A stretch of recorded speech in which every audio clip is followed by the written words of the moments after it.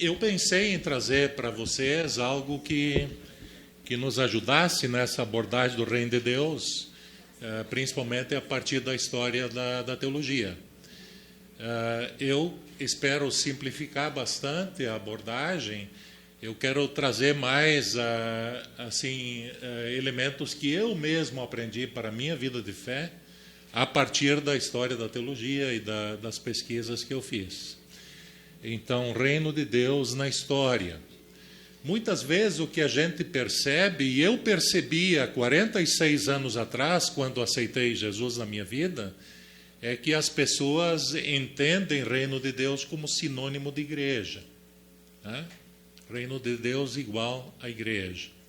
Mas será que é nesses termos que Jesus falou? Se a gente olhar mesmo os evangelhos, Jesus praticamente não usou o termo igreja. Aparece uma vez nos 4 evangelhos o termo igreja.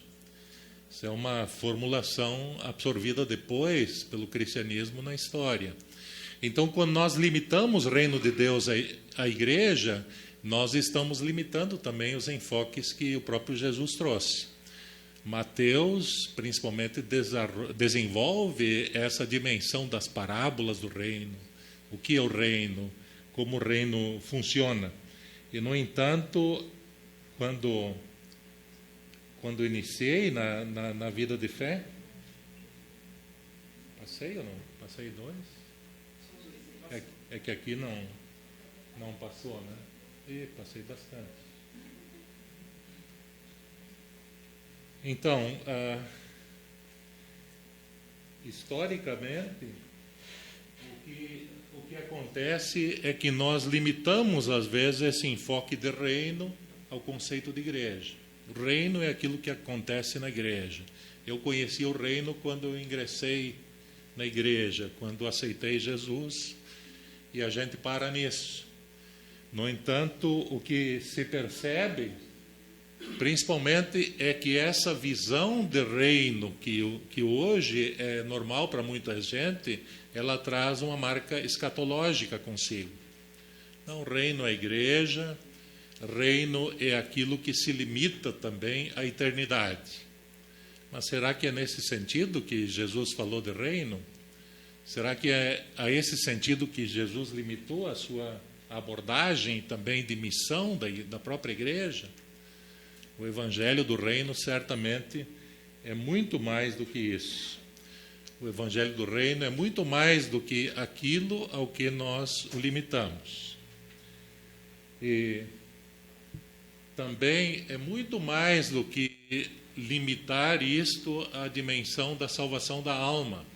Muitas vezes as pessoas pensam que só a alma perdurará depois da volta de Jesus, portanto, o reino de Deus é isso, né? Eu lembro muito bem que eu vi muitas pessoas que, quando ouviam falar que o apóstolo Paulo, por exemplo, ouvia os gemidos da criação, você se envolver com isso, você está perdendo a dimensão do reino, né?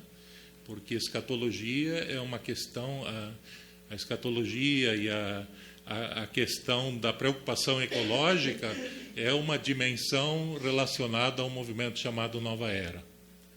Mas se a gente for olhar lá dentro do texto bíblico, Romanos 8, né, que é o capítulo da Bíblia que mais fala da esperança cristã, em todos os capítulos da teologia paulina, é o capítulo onde ele fala que ele ouvia gemidos da criação, ao lado dos gemidos do Espírito, que ele ouvia também. Então, essas dimensões estão presentes. Reino, certamente, é muito mais do que aquilo que se limita à nossa alma. Eu ouvi gente dizendo, tudo será novo na eternidade, novos céus e nova terra, é o que a Bíblia fala, portanto, os céus antigos e a terra antiga, não adianta fazer nada por eles, nada para melhorar a terra e o céu, porque vai ser tudo destruído mesmo. Para que se envolver com aquilo que não dura pela eternidade como um todo? Eu estudei num seminário bíblico por 4 anos, com uma teologia fortemente marcada pela cultura norte-americana, onde esse era o centro. Não, você não tem nada a fazer a não ser salvar almas. Seja um evangelista. Né? E realmente Deus me chamou muito para atuar nessa área. Eu lembro que eu ia trabalhar nos fins de semana em igrejas em São Paulo e a experiência era que, no mínimo, uma pessoa aceitasse a Jesus. Até durante a viagem de ônibus até essas igrejas onde atuava em São Paulo. Mas é isso que se limita ao reino. O reino tem a ver com mais coisas do que isso. O meu professor orientador de doutorado, ele trouxe essa foto. Acho que vocês não estão conseguindo enxergar bem aí, né? Mas é uma foto é uma pintura de 1614. Ele uma vez expôs na sala de aula e eu consegui fotografar no museu em Amsterdã, a última vez que estive lá. Aqui aparece os protestantes e os católicos tentando içar almas para dentro, cada uma das denominações dentro da sua canoa. Né? Então aqui são pastores reformados, né? A turma então da predestinação, içando gente, e lá padres católicos. Né? Isso era a representação da forma como se entendia fazer missão e atuar a favor do reino de Deus. Eu acho que é uma pintura. Eu fiz questão eu achei essa foto no meio de uma coleção de fotografias que tirei nesse museu lá dentro de Amsterdã, porque eu acho que revela muito da concepção do reino. O reino é içar gente para dentro da canoa da minha igreja.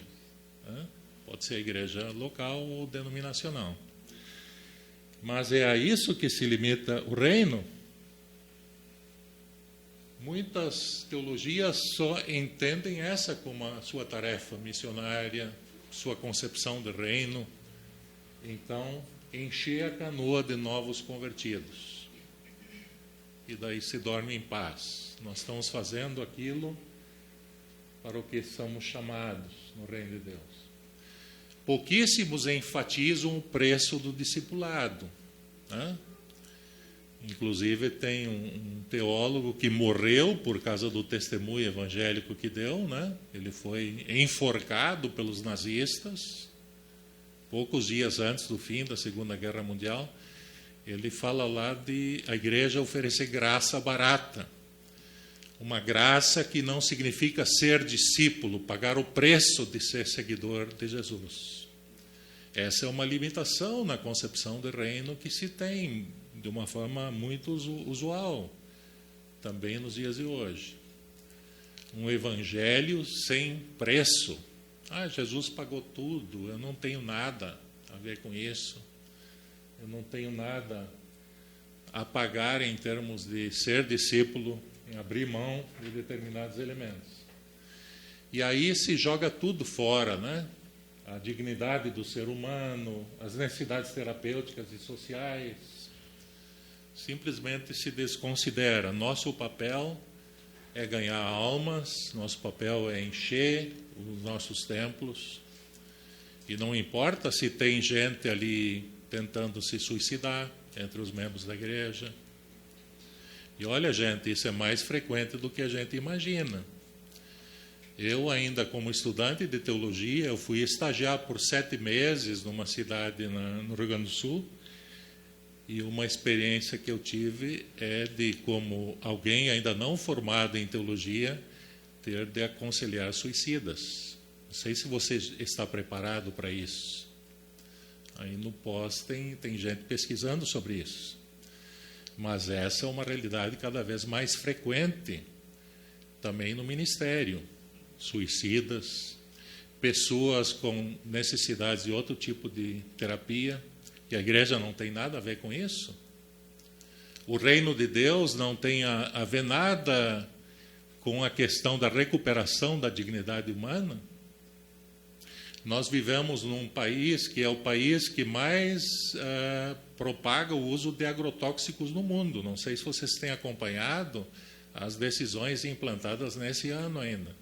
O meu estado de nascimento, Rio Grande do Sul, É o estado brasileiro que mais tem suicidas por causa do nível do uso de agrotóxicos que há lá nas lavouras, né?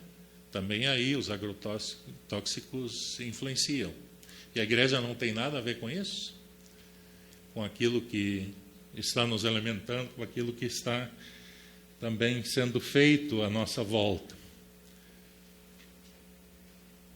Às vezes as pessoas só se preocupam com a questão da alma saindo do corpo, né? Na morte. Isso também faz parte do pastorado. Eu, como guri novinho, eu fui pastorear aqui. Comecei há 38 anos atrás como pastor, ordenado em Maringá, né? E eu vivi isso aqui na carne, né? Um dos primeiros sepultamentos que, como pastor, eu tive que acompanhar foi de um protestante, que era o único protestante que trabalhava numa fazenda lá em Nova Esperança, no norte do Paraná, né? E eu tive como pastor ir lá, eu era o único protestante, fui com a família dele, que era membro da igreja que eu pastoreava em Maringá, eu fui até lá, e foi interessante. É a única vez que eu passei por isso, né, do pessoal trazer o caixão com o morto, então, para a cidade, e daí a funerária colocou em cima de um carrinho de empurrar, né, os falecidos aí, e a gente cruzou toda a avenida da cidade até chegar no cemitério. E eu tinha que estar ali do lado do caixão, né? Em cada lugar que passava, o pessoal ficava de pé na cidade ainda naquela época. Hoje, certamente, isso não existe mais, né? Mas eu lembro bem aquela multidão de católicos acompanhando o corpo até o cemitério. E na entrada do cemitério, eu falei algumas palavras antes de nós entrarmos com o corpo o cemitério adentro. E pela primeira vez eu vi o pessoal ali no portão do cemitério dar as costas e sair rapidamente do local. E eu estranhei, eu nunca tinha visto isso. Mas eles estavam querendo escapar da saída da alma do falecido. Foi a compreensão que eu tive depois, né? Então a gente tem que aprender a lidar com isso. Também são outras culturas, né, que estão presentes aí. Pessoas que vivem com medo de muitas situações, né? Situação de saída da alma, do corpo. Pessoas que não conseguem acompanhar outros em situação de morte. Em Maringá também, uma das primeiras tarefas que eu recebi do presbitério da igreja foi: o senhor tem que ir semanalmente visitar aquela senhora doente. O seu antecessor ia lá cada semana, já por 2 anos a fio. Era uma senhora com câncer, que sabia que ia morrer, que não tinha expectativa nenhuma de cura mais, e que o pastor era para estar lá. Isso faz parte da dimensão do reino ou não? Nós temos algo a ver com a dor do mundo, com o sofrimento, com as famílias que choram à nossa frente? Ou nós não temos nada a ver com isso? Eu conheci pastores na minha denominação que se diziam renovados espiritualmente, mas que fugiam de ter que lidar com situações de morte, de sofrimento e de dor. Então, eu gostaria de, por último, chamar a atenção para um missionário que, nesse livro, eu trago a experiência dele, Bodil Schwink. Bodil Schwink é um homem que, nos dias 12 a 25 de um mês de 69, faleceram 4 filhos dele. Na questão de 2 semanas, 4 filhos dele tombaram, morreram, por causa de uma tosse que houve. E isso foi um preparo na sua vida, a experiência de morte, de perda. Daí vem, um tempo depois, o convite para ele assumir uma missão que até então nenhuma igreja tinha desenvolvido. Eles abriram uma missão com epiléticos, numa região do norte da Alemanha. porque até então epiléticos eram tidos como doentes mentais, né? E ele aceita esse desafio, ele vai ser pastor de epiléticos. É uma missão que até hoje trabalha com epilepsia, né? Em 1872 ele assumiu esse lar de epiléticos na missão de Bethel. Isso ainda existe. Eu não tive condições de ir lá visitar, mas um amigo meu que estava fazendo doutorado, ele fez seu doutorado nesse local.